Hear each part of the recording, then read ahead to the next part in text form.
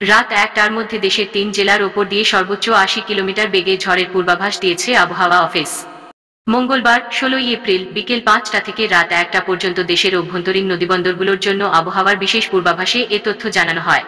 পূর্বাভাসে বলা হয়েছে, ফরিদপুর, নোয়াখালী ও কুমিল্লা অঞ্চলের ওপর দিয়ে পশ্চিম উত্তর পশ্চিম দিক থেকে ৬০ থেকে ৮০ কিলোমিটার বেগে বৃষ্টি বজ্রবৃষ্টি সহ অস্থায়ীভাবে ঝোড়ো হাওয়া বয়ে যেতে পারে।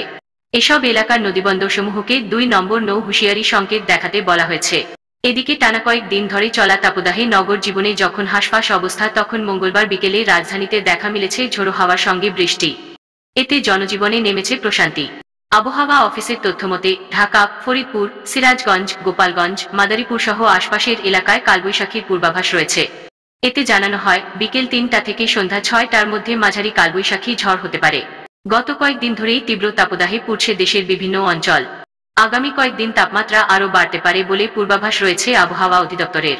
এই সময়ে ঢাকা, রাজশাহী সহ কোথাও কোথাও তাপমাত্রা ৪০ ডিগ্রি সেলসিয়াস ছাড়িয়ে যাওয়ার আশঙ্কাও রয়েছে।